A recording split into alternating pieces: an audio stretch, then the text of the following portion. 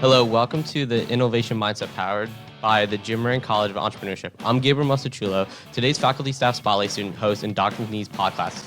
And today we have Dr. Santos, a new faculty member in the Jim Moran College, to talk about her career experiences in teaching entrepreneurship. Welcome, Dr. Santos. Thank you for being on the show today. How are you doing? I'm good. Thank you. How are you, Gabriel? I'm doing very good today. So here on the show, we host faculty and staff members from the Jim Moran College of Entrepreneurship to hear about their background and where they come from and how they get involved in the college and what they're currently doing. Let's start off with a little introduction. Just let's have the listeners get to learn more about you first. Sure. Happy to do it.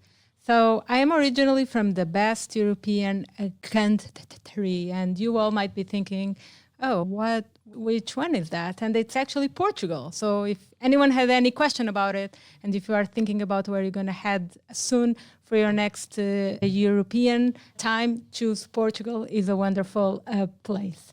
I was there for all my life. I did there my undergrad, I did there my PhD, and I moved to the US 10 years ago.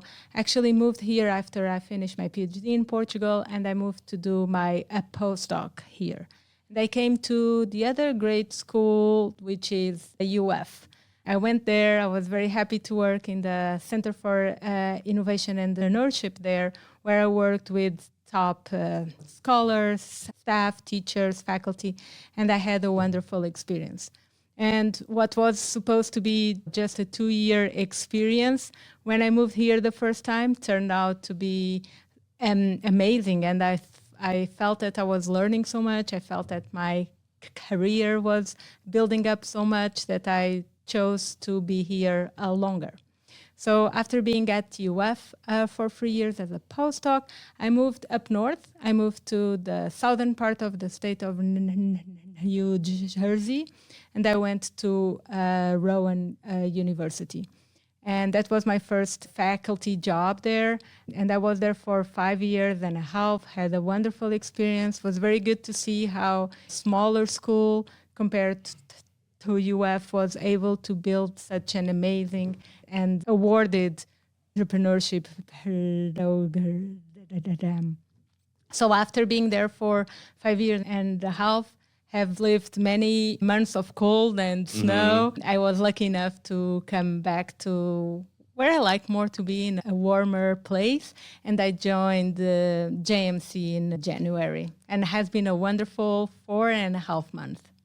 Yeah, 4.5 months that you've been down here, which is actually the same amount of time that I've been working for you now. I started in January as your graduate research assistant, and the research has been amazing. It's something I've never done before. So being able to work with somebody who's been doing this for so long and is so experienced has been a great opportunity so far. I'm happy to hear that, because I thought you were working too much. So happy to know that. No, yeah, I think being able to do the research that I've been able to help you with, it's been eye-opening as someone who does run a small company, and now being able to see it from the completely opposite side, going from the entrepreneurship side to the academic side. It's been eye-opening for sure. Good. You've been studying entrepreneurship for a while now. What got you interested in entrepreneurship? Which sparked that interest? Was there a particular experience that stands out for you, maybe in your earlier life? Sure, that's a very good question. So actually, I was about 2008, and I was in Portugal when I had to decide what would be the area for my PhD. And in 2008, 2009, in Europe, we had the first big European crisis. There were a lot of people who were fired, and unemployment was very important, and people were being in very serious working conditions.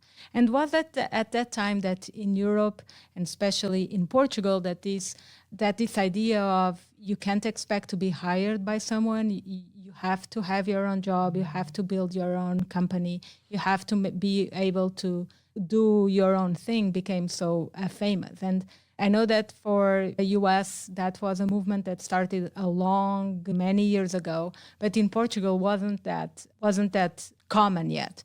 In the radio, TV, newspapers, you started to hear everyone saying, don't expect that you will be hired after you finish college. You have to have your own company. And that was actually what sparked my idea, because I was thinking, okay, maybe I should do research on this. Why there are some people who can recognize opportunities and actually pursue them, and why there are people who cannot.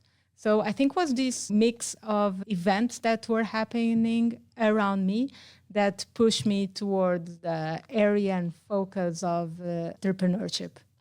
Interesting. So as you mentioned, in Portugal at this time, so this was like the 2008, 2009 recession, you said that entrepreneurship wasn't really popular, at least in, I'm assuming, the EU and where you were in Portugal.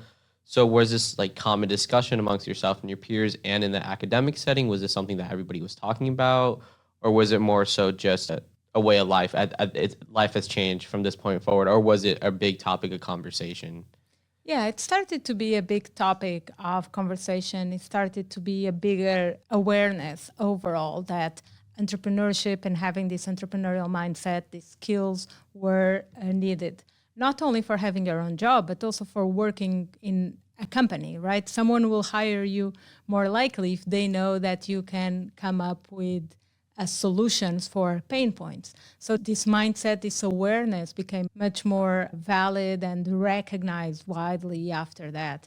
Actually, it's interesting to remember that at my university where I was doing my PhD in Lisbon, me and my colleagues, and of course my PhD advisor, who was my mentor forever, we started the first entrepreneurship course there. Oh, that's awesome. So imagine, in the US, the first entrepreneurship course started in the 80s in one of the biggest business schools in Portugal. We did that, but many years later. So interesting to think about that. No, yeah, that's really impressive that you were like, that was like the catalyst movement for that, was being able to take that in such like a difficult time for your country, for the globe really, and be able to turn that around and be able to teach people from those experiences. You did this in college. This was what you focus on your PhD. Is there a route that goes back further than that? Was there something in your childhood maybe, or anybody in your family or people you knew, were they business owners or entrepreneurs? Sure. Yeah. In my family, yes. And looking back, it's always easier to see the connection when you look back. But yeah, my family had a very large family business. We did China. Fine China? Yeah, fine China, and was owned by my uncle. And my cousin worked there. My brother worked there. I helped a lot there too, and I had a wonderful time. And they had about 600 people working Oh wow, there. that's not a small business then at that point. Yeah, it was a very large business. They would export to the U.S., they would export to England and many other places. And actually, um, we went, and I remember that was a very hard time when in 2009, 2010, they had to close the business, and firing those people was very painful, especially because the factories were in a small town and there were completely entire families hired by that factory. So it was like the main source of income. Yeah, so you would fire parents and children. That had a very big impact for sure. And looking back, looking at my family, I can see that this entrepreneurial spirit was always happening there. Although me myself, I haven't had any business yet. Do you think that you would want to one day, or do you think your current trajectory is to keep doing research? I would love to. Yeah. I wouldn't see that as my main job core focus, because I love to do research, teach, and all my work at school is always what I wanted to do. But as a partner in any other business, yes, for sure, absolutely. Of course. Going into your research, that's what being able to do what I've done for the last couple of months. So I know what your focus is. But for our listeners, they don't. So what are your current research interests, and what is there, or what are you studying in entrepreneurship is a better way to put that? Sure. Currently, I'm more focused on researching on entrepreneurship in different contexts. So thinking about how entrepreneurship can be a mechanism to help people who are in poverty, who are in low-income conditions. And that has been the focus for my last maybe 8 years of research, really understanding what are the different mechanisms that we can help people from the low-income communities to help them coming up with a business idea, launching that business idea and then turning that company in a venture that can actually make money. And that has been a very interesting pathway of research that I have been doing. Also because it's not just theoretical research based on books and on research papers and so on, but it's also based on our community initiative. So we worked with real people in the community, and and based on that work, we develop our own research. So that has been very inspiring, and I really like that work. Other contexts of adversity or that I've been focusing also about gender, how women's entrepreneurship is different, how many different aspects of the entrepreneurial experience is unique for women has been also something that I've been working on. And for example, other aspect is race as well. One of our last papers was talking about African American people and how the entrepreneurial experience is different for people from African American or black people. So thinking of this bigger concept of entrepreneurship in different contexts of adversity. Wow, that's a lot to unpack right there. I think I want to first start with, do you think that your experiences during the recession in Portugal and having to see your family fire whole families, and that's a loss of income for a lot of people, do you think, is that why poverty and entrepreneurship is so important to you, or is there something else that you find interesting about it? Yeah, I think that moment was important for me to be aware of what is poverty, what is the generational effect of poverty, and what is the multidimensional nature of poverty. Maybe for some families, they have an income at some point, but then any shock happens, they are unemployed, lose their jobs, and then their economic context change. So yes, absolutely, that was important. I was also in a high school that was close by to a very old, poor shack type neighborhood. So I was seeing a lot of other kids in my school and with whom I was hanging out and doing my life normally. They were coming from those very poor houses. And that also opened my eyes a lot. And at some point, my county offered those families real housing. And I could see their joy and how their life changed from just moving from living in a shack without power, without water, to going to a real life. So I was able to see how opportunities are different and how when people get the right set of opportunities, their lives can be much better. So I have now high school colleagues, friends who are living in shacks, and now they have amazing jobs and families and so on. And I know that their housing opportunity, their schooling, and all those mechanisms help them to come up with a life that is much better. So I think that was very relevant for me.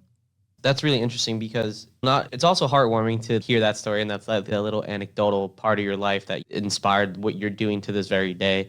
But it's also interesting to hear about that because I feel like you don't really hear about these kind of situations or places like this in Europe. It's mostly when you think poverty, you think certain parts of the United States or certain parts of Asia, Africa, the Middle East. You don't really hear about those kind of issues happening in the EU, and being able to bring that to light, I think, is really important because there's people where you grew up who are experiencing the same thing, and you don't really, it's not in mainstream media or it's not really spoken about. So I think that's pretty cool to be able to take from your experiences and then want to study this and pursue this. Yeah, absolutely. So I think people normally have this concept of poverty in developing countries, in India, Africa, and so on. And there is serious poverty there, but poverty has also different levels. And there is absolute poverty and there is a relative poverty.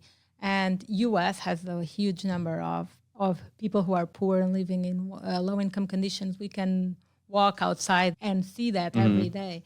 And Europe is exactly that too, is the same. So Actually, my first book on the scope of entrepreneurship and poverty was just focused on entrepreneurship and poverty in developed countries, because we wanted to bring the conversation of how poverty was so vivid and meaningful in countries that we would think as rich, as US, Canada, France, Germany, UK, and so on. So there is a lot of work that we need to do there for sure.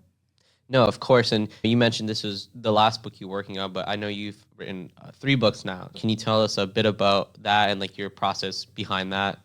Sure. Yeah, absolutely. It has been a very busy time, as I'm currently working on a book. It's an authored book with my colleague Mike Harris, and we are writing a book about, again, entrepreneurship and poverty. And it's like we take our first book and we keep working on that. And one of the interesting perspectives of that book is that we approach entrepreneurship and poverty using this capabilities theory, which is based on the human development. So that really changes how we look into how entrepreneurship can help people who are poor. We are focused on the impact of entrepreneurship, on how that can make the person with better functions and with better capabilities. So that's my big book that I hope will be ready by the end of this fall, hopefully. So that's one of them. And then I'm editor of 2 other books. One of them is the Annals of Entrepreneurship Education. That's now on volume 6. Oh, wow. Is a book that is published every other year, and it just combines all the recent work on entrepreneurship education from all over the world. So in that book, we have like about 80 authors, 40 chapters covering what is done in the scope of entrepreneurship education in the world. The third book is also an edited book, and it's back again on the topic of poverty, and it's a handbook of entrepreneurship and poverty. And in that book, we also have authors from all over the world who are talking about specific themes. For example, we have a chapter about faith and what is the role of faith in entrepreneurship. We have a chapter about the networking and what is the importance of that. It has been a busy last year. 4 months. Yeah, it has been busy, but I am excited, and writing is something that I really like to do, and it's also very inspiring when you can work with co-authors, right? If you look at my work, I don't have any paper or book that I've done only me, because I think it's always so much more valuable and richer when you work with others. Yeah, I'm excited for seeing the outcome. Are these books available anywhere? Your previous books? Yeah, my old books are available on Amazon and all the other channels. Normally, the new ones, hopefully, yes, too. Awesome. But we'll have wait. You heard it here. If you want to read Dr. Susana Santos's published pieces, you can order them on Amazon. Sure. Okay, so you've written books, you've done articles, you've done research. What made you decide that you wanted to get into the teaching aspect? I know you're going to be a teaching faculty this coming fall for the graduate program here. How did you get involved with that aspect now that you've done the academic research side of it? What made you want to make that transition? Mm-hmm. Yeah, I think that the roles of a faculty, teaching, service, and research are very related with each other. It's actually they are not one working a part of the other. They work all together. Actually, when I decided to do my PhD and when I decided I wanted to work in a school, it was because I love to teach. That was my first idea, was to teach. So, and I think that a teacher is so much more richer when your research informs your teaching. So there is a parallel there that is very important. And research is only valid if someone can use it. Exactly. If there is any impact in people. So I do a lot of effort to apply those research concepts in the classroom, and I make an effort to, as much as possible, connect both worlds. And when I teach in the with low income people, when I'm doing the boot camp with people who are poor and going through a hard moment, those teaching moments are also informing my research. It's difficult to say when did I start. Always been. Yeah, has always been there, and both of the research and the teaching help each other. Yeah, it's go hand to hand. yeah, it's like one validates the other. Yeah. That's like you said it perfectly. Like they all three of those things go together, and there wouldn't be a reason to do your research if nobody's reading it. So might as well teach it to people. Yeah, absolutely. I think that's great. I think teaching entrepreneurship, and I want your opinion on this because as somebody who's been through the undergraduate program here at the JMC and now is going through the grad program, the question always comes up, can you teach entrepreneurship? Is it something that's teachable? Is it an innate skill? Are some people more apt to entrepreneurship than others? I just want your opinion on that because I have the belief that it is 100% teachable. Now, do some people take to it quicker than others? Of course. Do some people see opportunities faster before others? Of course. But I think anybody could be taught the mindset of how to become self-employed, become an entrepreneur for themselves. Yeah, that's a great question, Gabriel, and you are absolutely right. Entrepreneurship is teachable. Entrepreneurship is a set of skills, competences that everyone can learn. And that's actually one of the assumptions of why do we teach entrepreneurship to people who come from low-income contexts, is because everyone can learn it. Exactly. So the idea that entrepreneurship is innate, the idea that only some very special people can have business ideas, that's completely wrong. Entrepreneurship is a series of steps, is a process, and because of that, it's something that people can learn easily. And again, it's important to also think that entrepreneurship is not just for people who want to have a business. Entrepreneurship is a skill set, our competencies is a mindset that are valid for anyone. Engineering, music students, biology, journalism, history, biomedical engineering, you name it. Everyone should learn this skill set. It's going to be valued. It's going to be important, and it can make a difference when you are in the job market. So I think this idea of entrepreneurship as a mindset is key, and we can see that always how it is relevant. It should be a recommended minor. Absolutely, and while you're in university, so. I would say so. Take it for sure. Entrepreneurship minor. Of Sign course. So being able to learn and teach and revolve yourself around entrepreneurship in the United States, how does that differ from Portugal and the rest of Europe? What does that look like in the university setting? How does it differ? Yeah, that's a good question. I think that when I came to the US, getting used to the size of a big school and the way teaching and universities work in the US was challenging, actually, because it's so different from Europe and from what I was living back in Portugal. So I would say that in Europe and in Portugal, this experiential learning movement, this learning by doing, these applied pedagogic techniques are much more relevant and happening now, but it used not to be like that.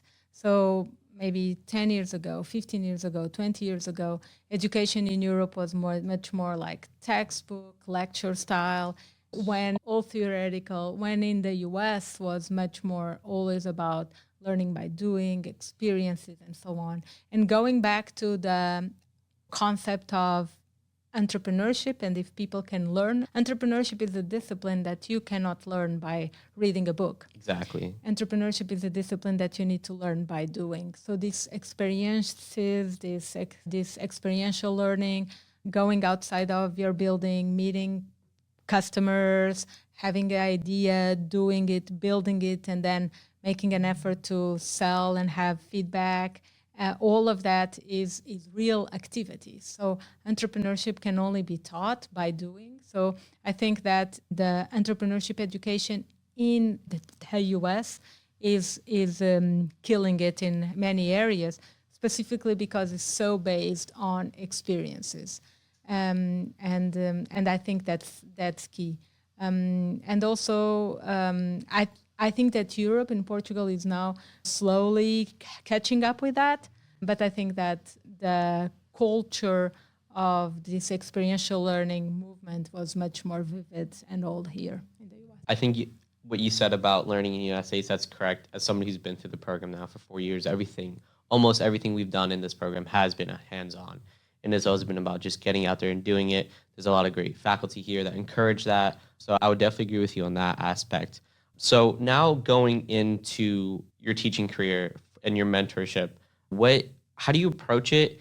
And from everything that you've learned, culmination of all your research, all your experiences, what would be your best advice for young entrepreneurs? I forgot the first part of it. That's okay. What is going to be your approach to mentoring now? Or, what has it been? What does that look like for you? And then also, what's some advice you can offer to young entrepreneurs based off all your experience? Yeah. So I approach my classroom with this experiential learning mindset, right? I develop my class around different assignments that more than reading, they required action. So that's the main goal I have for my classroom.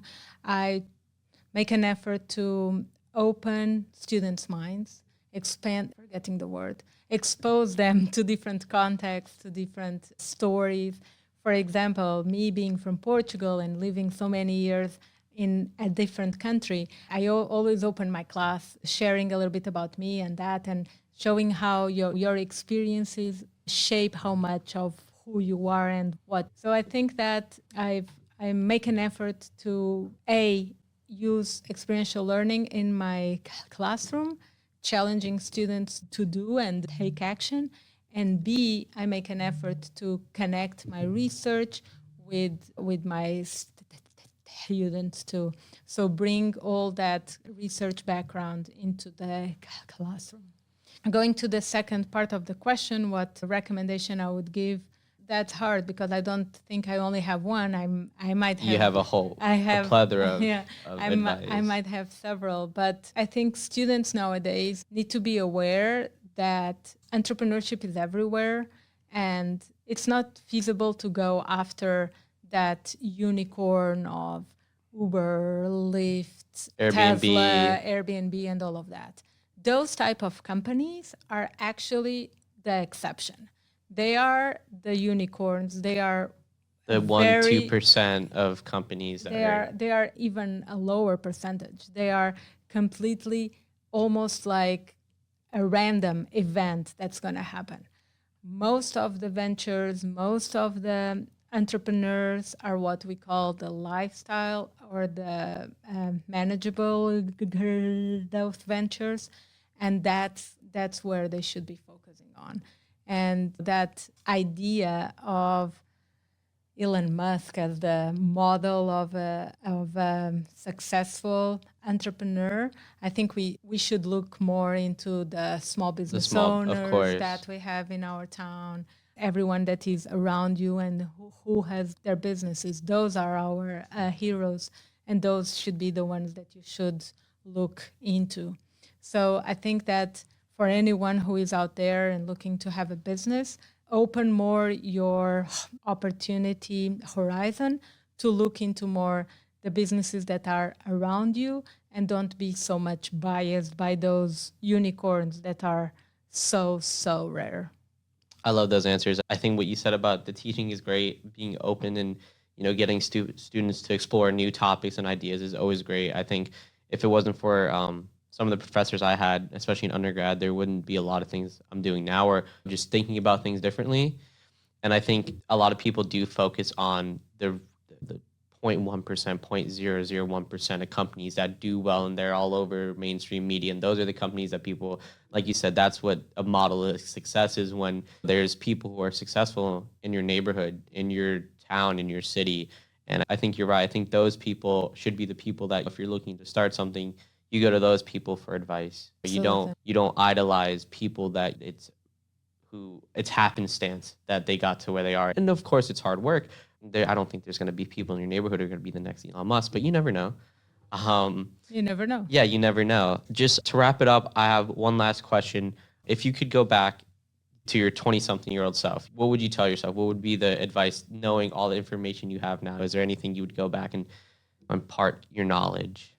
That's a hard question. I think, to be honest with you, I never thought I would leave Portugal. Never thought you'd leave, Yeah. or even leave Europe, or just Yeah.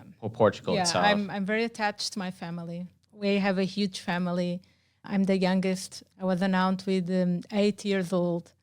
So I'm super attached to my family, and has been hard to be far away. And because of my family and my friends and the tight connection I had in Portugal, that social support network I had, leaving the country was never an option for me. And I actually left the country because I wanted, and because my PhD advisor, who is a long-time mentor, hand, after he offered me a job, one day he told to me and he said, "Hey, why don't you explore other places? Why don't you go for a year or two to other places to just, again, open your mind and learn how entrepreneurship is being taught in other countries?" And as always, I listened to my mentor, and I did what he said, and I started applying jobs in Europe and US and such. And then when I came, and I thought it would be for just 2 years, and then life changes. If I would go back to myself in my early, I would say to myself, things change. And it can be hard, it can be difficult, but I think that a good opportunity should never be not pursued. Being afraid or being alone or thinking that I'm not able to do it would not be leading me anywhere. So I would just say to myself, be more confident, believe that good things are coming, and keep your mind open.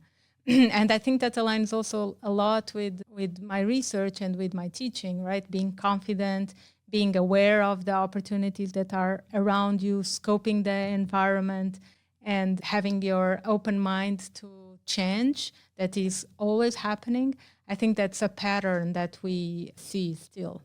So yeah, I think if you would ask me if I would be where I am now when I was younger, I would say no, absolutely not. But I'm happy I'm here. It has been a wonderful journey, and I've been learning so much, working with amazing people. So I'm just very lucky and honored too. I think that's a great answer, because I feel the same way, that I don't think I always wanted to leave Florida, and because I grew up here the majority of my life, and then I was like, no, I don't want to live here anymore. I want to go travel to other places and live in other states. But now I'm reverting on that. Now I think I want to stay here for a little bit longer and start some businesses and see where that takes me. But I think that's a great piece of advice. Is never, if there's an opportunity, and then you should at least try it, at least take your shot at it. I think this has been a great episode. Thank you so much for coming. I think you had a lot of valuable information, and I hope that there's some listeners here who will have you in the future and maybe get the opportunity to meet you. And if not, definitely go and find Dr. Santos's books on Amazon. Thank you so much. Thank you, Gabriel. Of course. All right, everybody. That was Dr. Santos on the Tim podcast. Thank you so much again. And don't forget to like, subscribe, and follow.